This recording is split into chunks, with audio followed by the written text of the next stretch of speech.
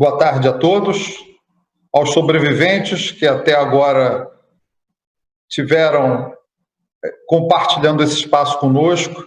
Eu queria agradecer profundamente a Sara Vargas e a todos os componentes da diretoria da ANGAAD, todos os envolvidos e voluntários desse ENAPA, que mostra que nada nos deterá, nenhum tipo de barreira é suficiente para impedir que o amor adotivo se espalhe por todos os lados. Então, nós estamos aqui inaugurando um novo tipo de comunicação, mas uma comunicação que, a despeito de estar poupando a gente, está impedindo a gente dos abraços que nós gostaríamos de dar, está permitindo que nós tenhamos efetivamente o nosso carinho canalizado de alguma forma. Eu queria falar só um pouquinho sobre o Dudu, né, o Que Bicho Dudu É, que é o livro que eu estou lançando hoje. Sempre foi um hábito nos ENAPAs haver um espaço para os autores lançarem livros, e como esse era um ENAPA virtual, isso se tornava muito difícil, porque nós levávamos para lá livros físicos, né? A Alia, o Schettini, tantos outros, a doutora Eunice, pessoas que comumente lançam livros nos ENAPAs. E eu, então, decidi transformar o Dudu, que era um projeto que estava sendo feito há muito tempo, num livro virtual, com a colaboração da Luísa Bonjardim, do Jefferson, marido dela, e estamos agora compartilhando com vocês o Dudu gratuitamente, para que ele possa circular pelos celulares, pelos Facebooks da vida, por todas as formas, porque o Dudu é um garoto extraordinário que virou essa ideia do livro. Uma vez eu vi o Dudu, eu estava em Araxá, no encontro estadual dos grupos de apoio à adoção de Minas Gerais, e abriram lá um restaurante para a gente jantar, que nosso voo atrasou, nós chegamos fora de hora, e abriram o restaurante só para a nossa mesa, e o Dudu estava lá com o pai dele, promotor de justiça André Tuma, e começou a subir pelo pescoço do André. O André comia, conversava com a gente, o Dudu agarrava ele pelo pescoço, subia pequenininho, caía para frente, né? E eu olhei para o Dudu e falei, gente, ele parece um bicho preguiça, está subindo todo dengoso no colo do pai, né? E ficou muito bonito aquela figura daquele menino negro com aquele pai branco, paulista, e embora promotor de justiça em Minas Gerais, ficou tão bonito aquilo que eu falei, parece um bicho preguiça. E daí eu falei, mas que bicho o Dudu é? Né? Ele não é bicho preguiça? Será que ele é leão? Será que ele é cachorro? Será que ele... Que bicho que ele é? Né? E ele representa todas essas crianças que estão institucionalizadas hoje e que, numa sociedade em que nós defendemos aguerridamente hoje os direitos dos animais, a não sofrerem maus tratos, a não sofrerem abandono, cobramos do poder público políticas públicas ambientais na defesa dos animais, e temos que também defender, sobretudo, esse bichinho homem que fica na instituição, criado em cativeiro, sem carinho, sem afeto, e o Dudu representa o encontro do afeto por uma criança. Então, portanto, está aí, para ler com as crianças, é um livro leve, é um livro que não trata da institucionalização em si, mas trata de uma criança feliz que quer brincar, quer ser amada e quer dar beijo, quer amar. Eu faço votos que vocês gostem, que vocês compartilhem bastante para todo mundo, principalmente ler junto com as crianças nesse tempo aí que nós estamos mais ou menos reclusos, né? Ler com as crianças o Dudu, para ir... eu queria fazer a menção ao Thiago, que é o ilustrador, que também é filho adotivo. Nem o Dudu nem o Thiago são meus filhos, nem adotivos nem biológicos, eu juro, mas são todos adotivos. O livro é escrito por um pai adotivo, desenhado por um talentosíssimo garoto de 15 anos de idade adotivo, e fala sobre um garoto extremamente especial, maravilhoso, lindo, que é o Dudu, filho do meu amigo André e da Jussara, que é também adotivo. Então, é um livro absolutamente adotivo, embora ele não trate explicitamente de adoção. É um livro de afeto. Espero que vocês gostem. Podemos começar, então, a nossa apresentação. Eu vou tentar compartilhar aqui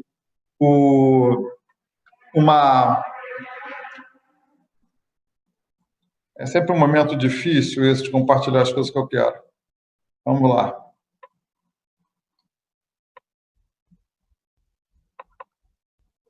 E veja que eu já começo com obrigado, que é muito mais interessante do que fazer a palestra inteira.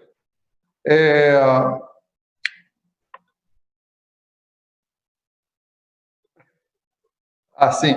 Aí eu coloco aqui.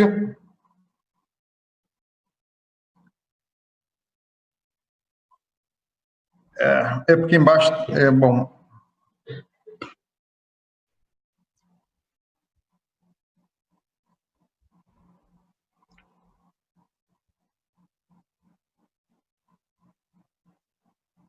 Em cima, no computadorzinho com uma setinha, meu amigo sábio.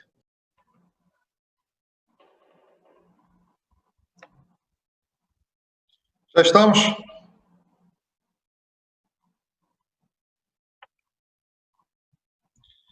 Bom,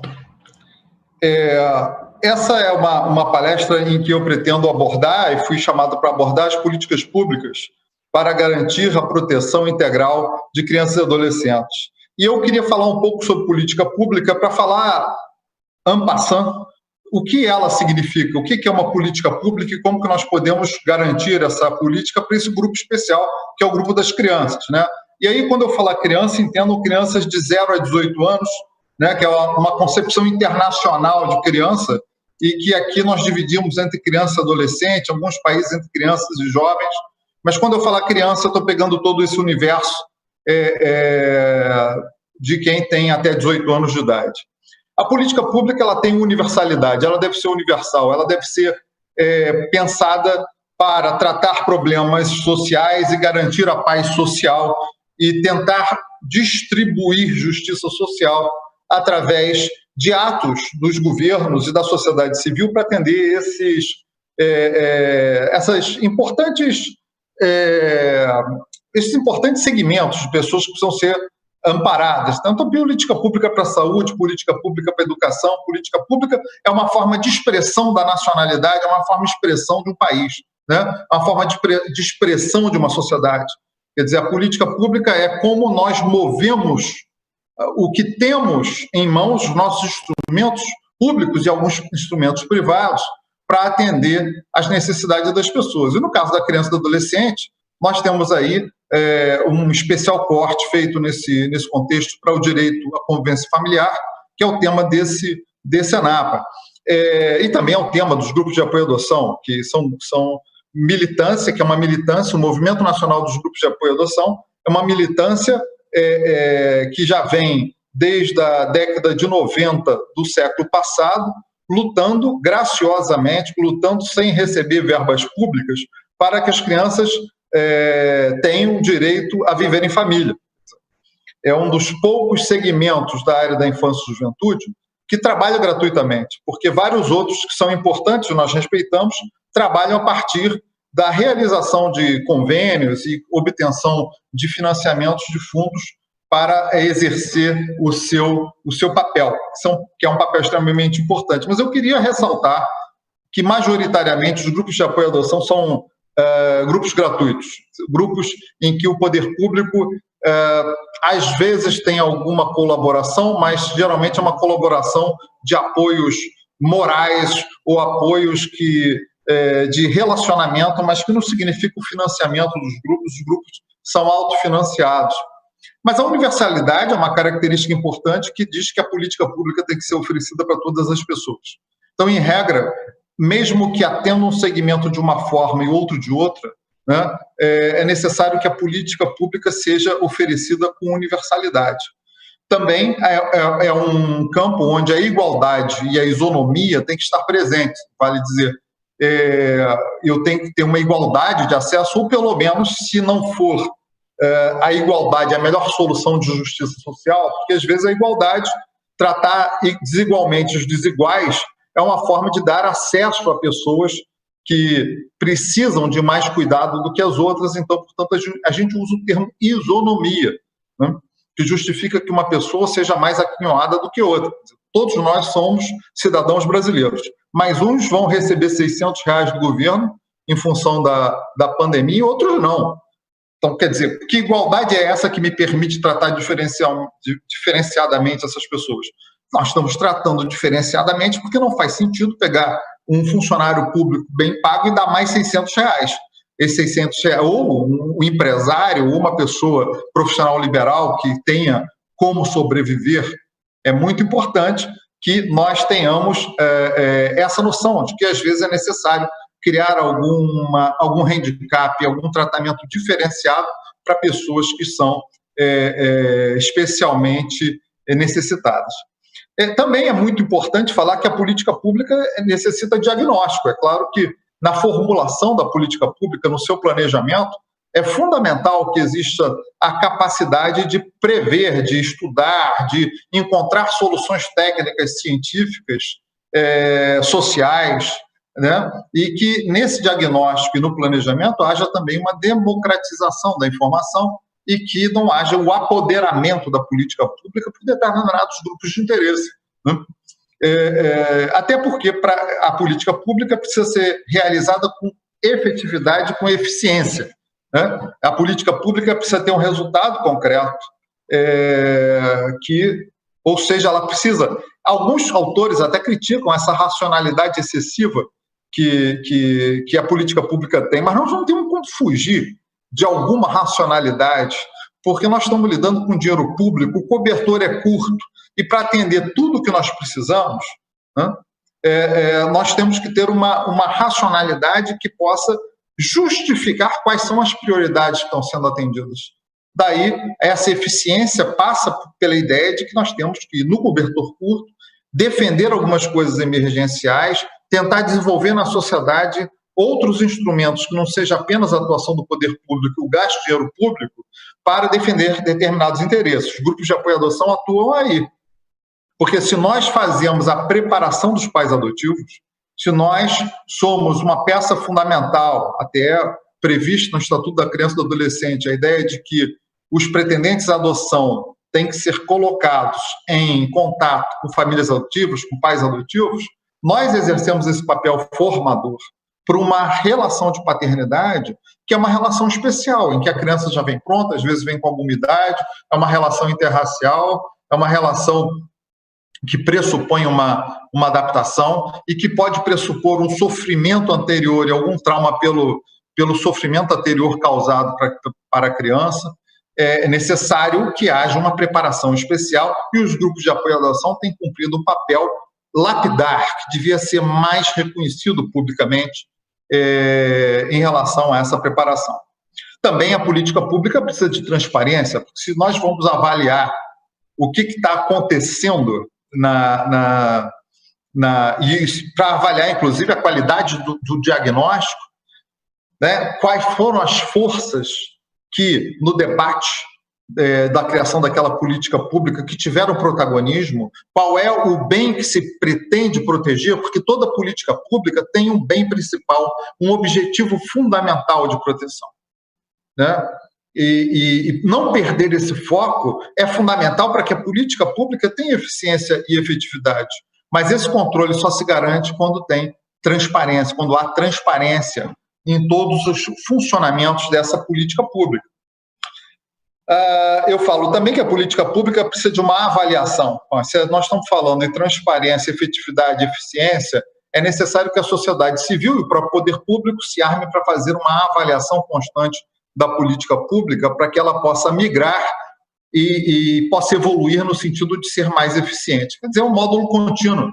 Ela é feita a partir do debate democrático, ela é planejada a partir de diagnóstico, se buscam soluções técnicas e científicas e vai se construindo uma roda, um círculo que é virtuoso e que vai chegar lá nos resultados e na eficiência e, posteriormente, essa eficiência, a avaliação da política pública. O que está dando certo e o que está dando errado? O que na adoção está dando certo? O que no acolhimento institucional deu certo ou deu errado? O que no acolhimento familiar, em implantação, deu certo ou deu errado? O que na família extensa deu certo ou deu errado? E quais são as concepções que estão vigorando em cada um desses assuntos que são fundamentais para cuidar das crianças e dar a elas o direito à família, que é consagrado lá no artigo 227 da Constituição Federal, né? Então, portanto, nós temos que conceber a política pública como um campo de debate e de embate de interesses.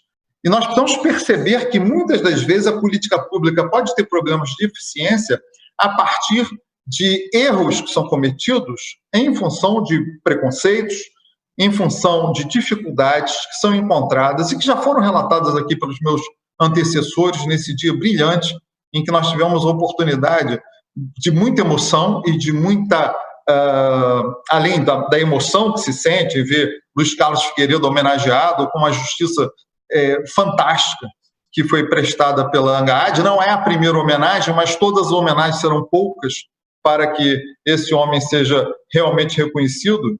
É importante que nós tenhamos a ideia de que há embates de interesses que estão em torno da política pública e há embate de visões diferentes acerca da resposta que deve ser dada para cada um dos problemas.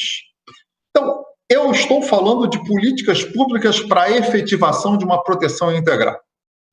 E falo isso precisando definir o que seja proteção integral, porque virou uma palavra bombril que serve para qualquer coisa, bom, de acordo com a doutrina da proteção integral. Né? Ela é uma doutrina, assim, não, ela não é um simples princípio de direito, mas ela é uma doutrina que substituiu uma doutrina anterior, já respondendo à pergunta do fundamento, seu fundamento histórico, que era uma doutrina em que a proteção dos menores era muito, digamos, bem intencionada, mas muitas vezes não reparava o sujeito de direitos que a criança é. Daí se mudou o nome de menor para criança e adolescente. Eu acho que essas mudanças de nomenclatura, elas são importantes para sinalizar, mas elas às vezes encerram um discurso meio cansativo. Não é mais menor, tá bom. Na Europa se usa a palavra menor para definir as pessoas que têm menos de 18 anos, mas criou-se a ideia de que menor é uma palavra feia a partir da existência de um movimento anterior, que era a criança entendida como um problema a ser resolvido, um objeto de preocupação do direito, e não como um sujeito, que se chamava de menorismo. No menorismo, qualquer solução era possível. Isso deixava as pessoas que tinham resolver, e principalmente os juízes menores daquela época, com poder imenso acerca da criança, muitas vezes não só exercendo a função jurisdicional, como exerce hoje, mas exercendo outras funções administrativas, né, assim, para resolver toda a vida da criança com soluções que eram alviltradas ao sabor da compreensão dele. Então vem a doutrina da proteção integral e coloca a criança num sistema em que ela é referenciada em relação à família dela, em relação à sociedade que ela vive, em relação ao país que ela nasceu, em relação à cultura que dá embasamento, e quer dar a ela a proteção da educação, da saúde, do lazer, enfim, a família, o direito à família e tantos outros direitos que são ali colacionados também pelo Estatuto da Criança e do Adolescente. Então, portanto, é uma doutrina que veio substituir, mas eu acho que o grande movimento dessa doutrina e já respondo à pergunta 3, qual é seu fundamento legal, ela está embasada no artigo que já foi citado aqui, 227 da Constituição Federal, e que diz que é papel do Estado, da sociedade e da família garantir os direitos da criança. Então, portanto, não é um problema só do governo, mas que enfim, né, como diz o Mário Palmério, né, naquele livro dele, Vila dos Confins, estou errando o nome, mas depois eu lembro direito. No livro do Mário Palmério, ele tem uma hora que ele fala que a cidade não aparece no mapa e que era culpa do governo, porque o governo é culpado de tudo nessa terra de meu Deus. Certo? Então, o governo, às vezes, é culpado de tudo nessa terra de meu Deus, só que essa explicação genérica, o governo é culpado de tudo, o governo é responsável por tudo, acaba ofuscando responsabilidades que são da sociedade, e nós, grupos de apoio à adoção, temos assumido essa responsabilidade, e vê o governo como uma coisa monolítica, culpa do governo, mas nós temos Ministério Público, nós temos magistratura, nós temos Defensoria Pública, nós temos Secretaria Municipal Estadual de Assistência Social, nós temos a política pública de saúde, a política pública de amparo à família, a política pública disso, daquilo, e que formam um mosaico de direitos que precisa ser respeitado, mas precisa ser entendido em cada um no seu quadrado, qual a responsabilidade exata de cada um. E muitas vezes a ideia dessa proteção integral, falar em proteção integral, vira uma ideia genérica que não vai a fundo na responsabilidade que cada um tem para aqueles direitos sejam efetivamente cumpridos. Quais são as dificuldades interpretativas? São exatamente essas, você falar que política pública é tudo. Né? Ela se relaciona com o princípio do melhor interesse da criança. Aqui se fala superior interesse da criança, na Europa se fala em melhor interesse da criança. O que interessa é que a criança é o principal sujeito das relações que ela vivencia. Ela é o principal sujeito, ela precisa ser tratada como principal sujeito. Primeiro, ser tratada como sujeito de direitos. A prática da institucionalização, a prática de manutenção dela a qualquer preço na sua família biológica, coisificou a criança, reificou a criança. E essa prática foi conestada por muitas das instituições que hoje despertam para a necessidade de colocar a criança em família. Mas despertam, muitas vezes, querendo a solução única da reintegração familiar, que é prioritária e é defendida pelos grupos de apoio à adoção. Nenhum grupo de apoio à adoção prega ou pregou jamais a retirada de uma criança amada de sua família biológica, sua família de origem. Se encontra afeto, se encontra cuidado, porque o cuidado é o corpo de delito do afeto naquela família, os grupos de apoio à adoção, inclusive, promovem a manutenção ou a reintegração dessa criança à sua família. Colocar nos grupos de apoio à adoção apenas a defesa do interesse de adultos que querem adotar não é a totalidade, embora seja legítimo e importante, não é a totalidade do papel dos grupos de apoio à adoção. Então, o melhor interesse da criança é ela viver em família. E essa solução não pode esperar. Essa solução tem que ser quase que imediata, se não puder ser imediata. Né? Os prazos máximos que são dados pelo Estatuto da Criança e do Adolescente são prazos máximos dados diante do caos que se tornou a institucionalização no Brasil. Por isso eles trabalham com casos máximos, com prazos máximos, com prazo de 180 dias. Né? Mas o ideal é que essa análise possa ver imediatamente se aquela família tem cuidado ou não. Há situações que são grosseiras, há situações que são evidentes em que aquela família não vai ser preparada por nenhuma política pública miraculosa para ficar com a criança.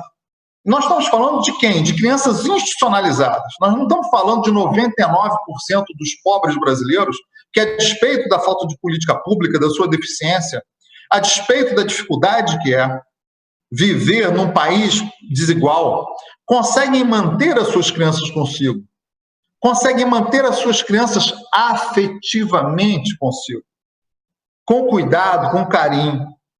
Então, portanto, não se pode atribuir apenas à pobreza a institucionalização de crianças. Há pessoas que não têm capacidade de cuidar, há pessoas também que não têm capacidade de amar com cuidado, de garantir direitos. E essas pessoas não podem ser pais e mães. E essas pessoas existem, inclusive, nas classes mais abastadas. Só que as classes mais abastadas não institucionalizam suas crianças porque têm vergonha.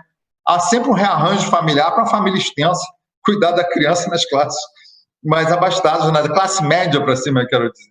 Né? Então, portanto,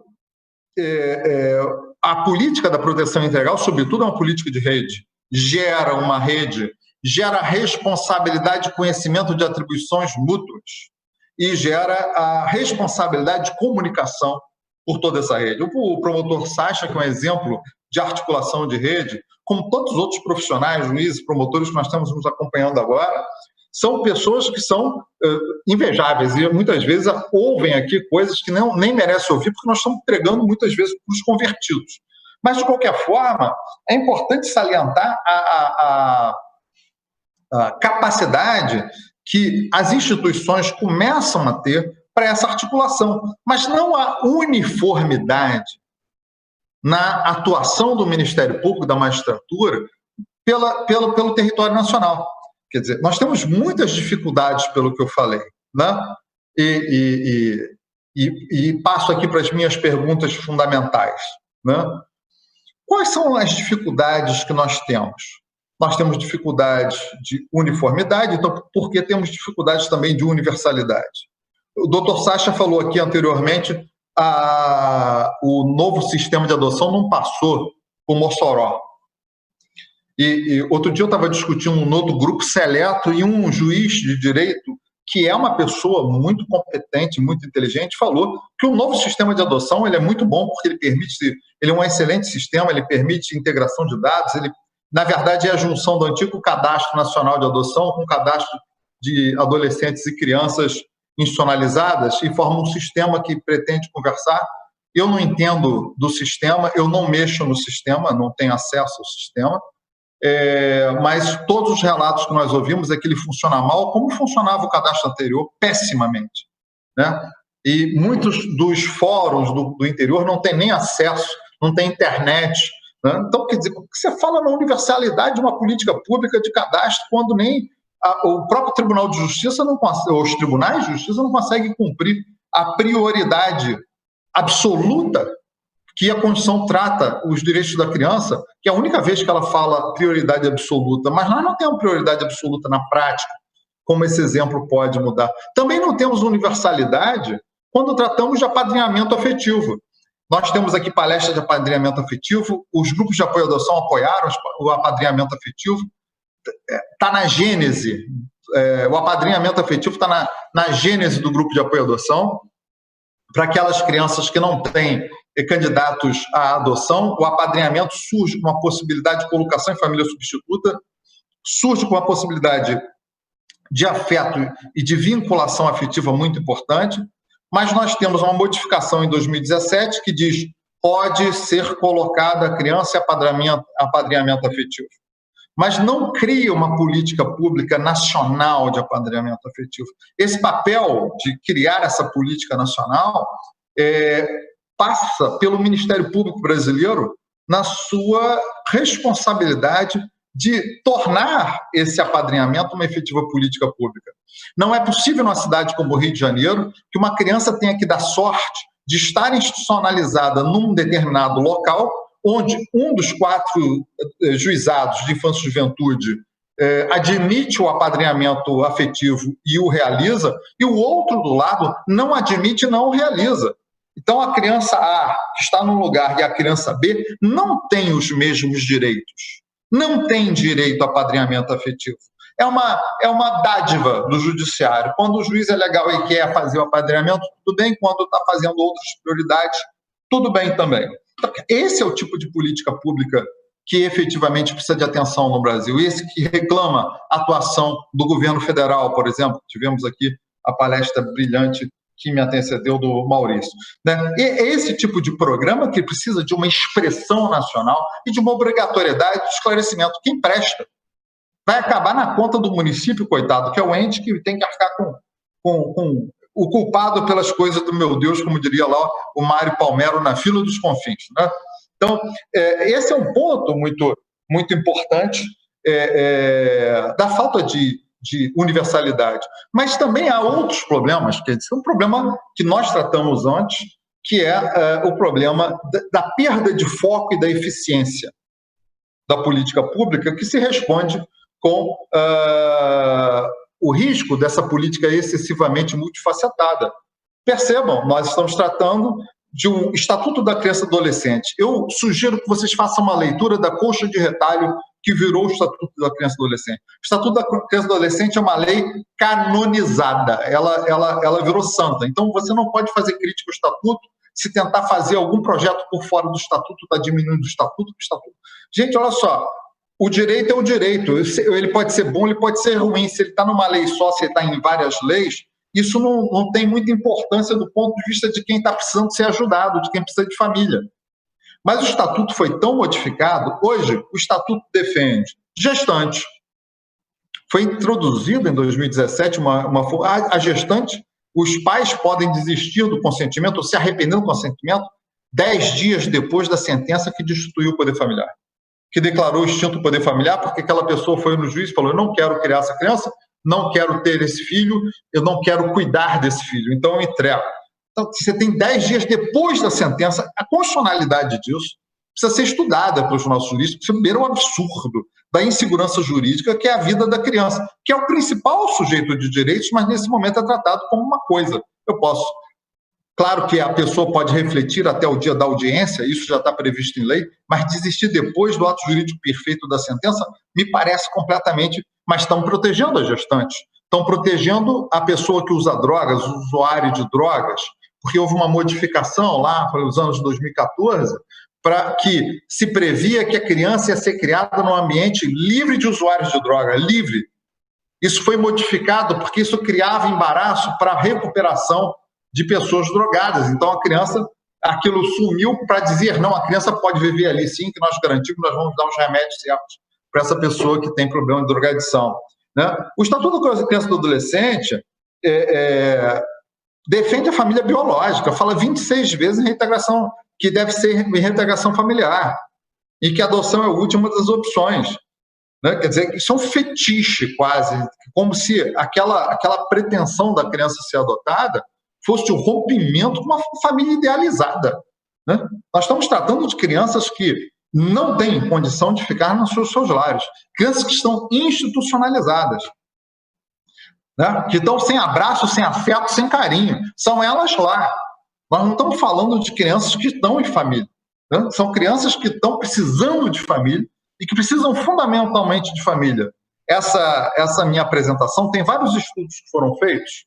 Eu vou citar aqui, mas nos slides posteriores eu não vou ler, mas tem um quadro de resumo de um artigo chamado Ajustamento Emocional e Comportamental de Crianças e Jovens em Acolhimento Institucional, né, da Eunice Magalhães, da Maria Manuela Calheiros, que são duas pesquisadoras portuguesas. E esse artigo trata da coleção de vários outros estudos científicos feitos para dizer o que acontece com a criança institucionalizada. Né? Então, o fato de você defender todo mundo, você defende gestante, você defende drogado, você defende família biológica, você defende presidiário, não é? Dizendo que o presidiário, a criança tem direito a conviver com o presidiário, mas na verdade é para afirmar o direito do presidiário a conviver com a criança, para não destituir o poder do presidiário. Né? Então, é claro, se o presidiário tem relação de afeto com seu filho, eu não sou a favor de destituir. Mas o fato do filho ser filho do presidiário vai importar que ele viva numa instituição, se não houver quem cuide dele. Então, são questões muito complexas e vários grupos vão conseguindo no ECA serem defendidos. E eu pergunto, para quem que a política pública de criança e adolescente do ECA é para criança e para o adolescente? E em função dessa defesa da proteção integral, nós começamos a fundamentar discursos que são muito bonitos na prática, mas que deixam a criança institucionalizada. Nós precisamos falar das tentativas de reintegração familiar que são desastradas. Eu fui promotor de justiça no final da minha carreira como promotor e antes de virar procurador. Procurador de justiça, na verdade, é um promotor que ficou velho. Assim como o desembargador, Luiz Carlos Figueiredo, é um juiz que ficou velho. Então, isso acontece conosco, sabe? Então, portanto, eu era promotor, no final da minha carreira de promotor, depois de 20 anos, virei procurador de justiça. No finalzinho dessa parte, eu tive a oportunidade de conviver com a Comissão Estadual Judiciária de Adoção do meu estado.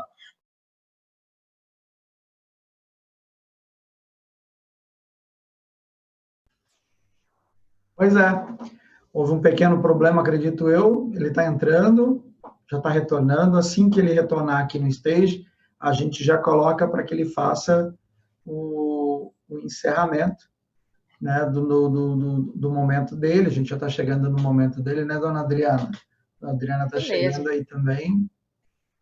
Aguardando. Eu quero aproveitar aqui, Diógenes, enquanto o doutor Sávio se organiza para retornar para a sala, sabe quem que estava prestigiando aqui o nosso ENAP online no momento em que o doutor Sávio falou do lançamento do livro Que Bicho Dudu é? Adivinha? Eu sei, mas não vou contar. Quem? Não com você. O Dudu, o próprio Dudu estava acompanhando o ENAP online e eu descobri isso, sabe como? Acompanhando as nossas redes sociais, porque a mãe dele, a Jussara Marra, com ele, fez uma foto e publicou lá no Instagram. Que legal, que bom. Isso é maravilhoso. Aí, você lá no nosso Instagram, você pode acompanhar tudo. Adriana, você que é a rainha do nosso Instagram, diga aí qual que é o nosso endereço para a gente logar e conhecer e tudo mais. Você entra no Instagram, Angaad_adoção sem acento. E você encontra a gente. Nos siga lá se você ainda não nos segue. Publique agora no seu Instagram a sua participação aqui no Primeiro ENAP Online. Marque a gente ou use a hashtag Somos Todos Angaad, que a gente vai te achar.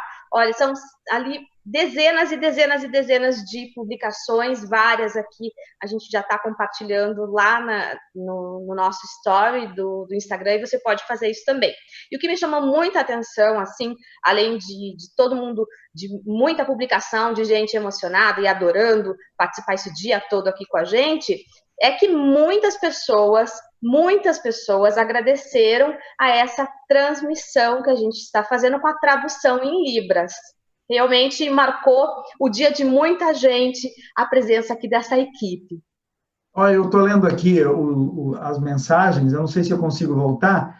A Carolina Albrecht, acho que é Albrecht, assim que fala, abração para o Dudu, o que mais? Deixa eu ver aqui. A gente, que legal, Dudu, o povo, todo mundo apaixonado pelo Dudu, gente mandando abraço, um monte de coraçãozinho, de carinhas maravilhosas, daqueles... eu sou do Instagram, mas muito pouco do Instagram. Eu sou do YouTube, sou do Facebook e aí sou lá do Orkut ainda, viu, Adriano? Mas os emojis, né? Voltei. O pessoal vai escrevendo ali. Eu estou tão feliz porque eu sou o TI aqui, ó, e nós estamos online. Falando nisso, o doutor Sávio está chegando ali. Que legal. Aqui a gente passa a palavra para ele de novo. Vou desligar meus negócios aqui.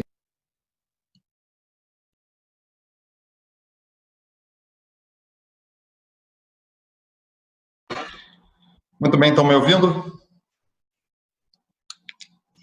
Então, para concluir, eu queria dizer o seguinte, que as políticas públicas que são necessárias agora precisam lidar com menos preconceito com a adoção, e essa é uma questão muito concreta.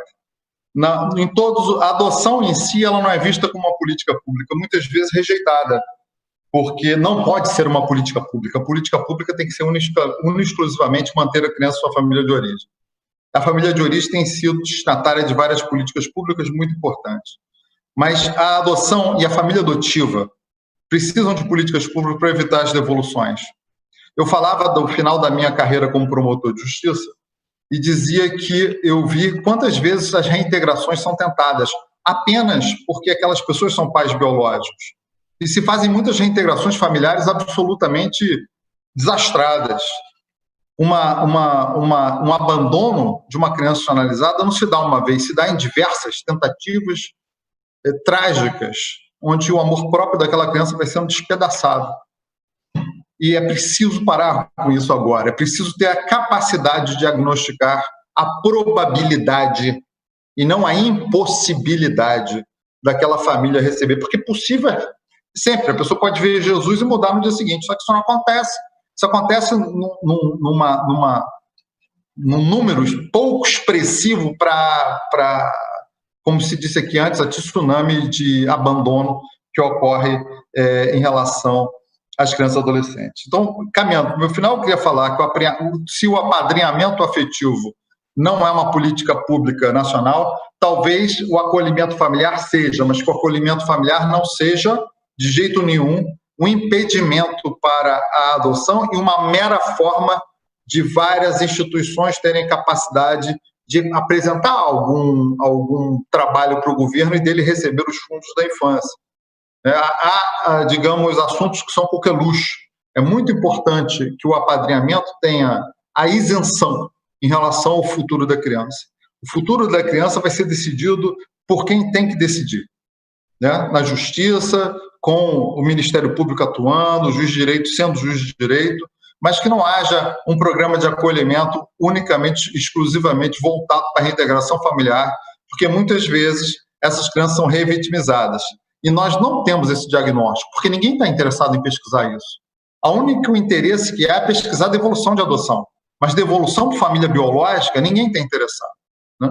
como também a família extensa. Há um desses estudos aqui que foram citados no artigo que eu citei e que faz parte dessa apresentação que está disponibilizada para todos que estão me ouvindo, em que demonstra que a família extensa tem, em muitas das vezes, as mesmas características de vitimização que existe no acolhimento institucional.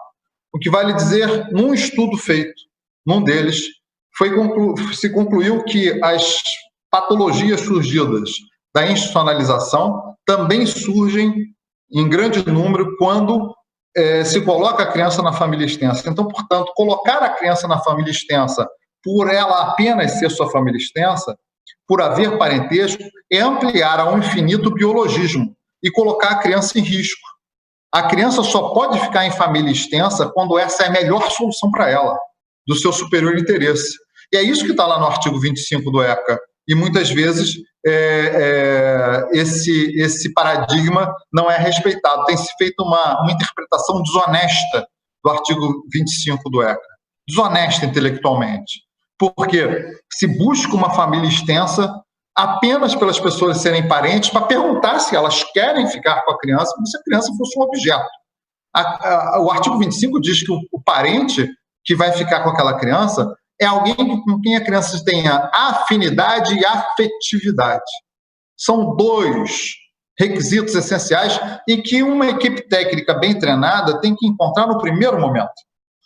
Então, portanto, a família extensa tem sido utilizada como forma de manter o biologismo e de se evitar a solução adotiva que vai colocar a criança numa posição jurídica de filho muito mais protegida do que ficar na guarda de uma pessoa que com ela vai ter que criar uma nova relação. Então, portanto, isso não está na lei.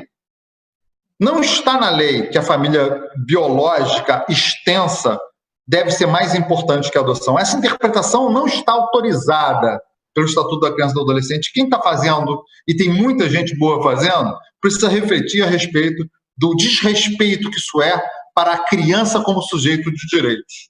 Ela deixa de ser filho para ficar na guarda de um tio que pode enjoar dela e devolver quando ela tiver 16 anos, e quando ela podia ter uma família em que as pessoas foram avaliadas pelo poder público e dão um tiro no fundo do barco para afundar o seu próprio barco e conquistar o barco do inimigo. Esse é o papel do pai adotivo quando leva uma criança para casa e decide ser pai e se fazer amar. Eu já esgotei meu tempo. Pela questão tecnológica que fiquei um tempinho sem falar, passei dos 5 minutos do tempo que foi dado. Queria encerrar, dizer que os meus contatos estão no final dessa apresentação, estou à disposição de todos para continuar debatendo isso, né? No LinkedIn é Sávio Bittencourt, no Facebook é Sávio Bittencourt, tem uma página chamada Sávio Bittencourt Escritor, e no Instagram é Sávio R. Bittencourt, então é muito fácil me achar. Vamos continuar dialogando, eu gosto de falar sobre isso, eu quero debater ideias, mas nós temos que fazer uma análise que seja uma análise que privilegie o que realmente é importante para a criança, que é o amor, o afeto, aquela solução de maior amor e de maior afeto. E a gente não precisa demorar muito para achar isso, não. Nós não precisamos esperar políticas públicas milagrosas, por melhor que seja, mudar perfil de pessoas que nunca irão mudar e colocar na culpa do problema social o fato da criança passar o resto da vida na instituição.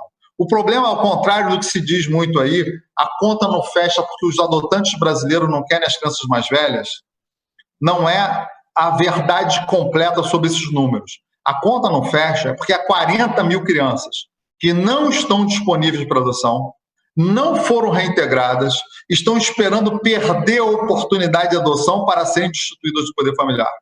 A conta não fecha porque o Ministério Público é lento para propor as ações de instituição do poder familiar.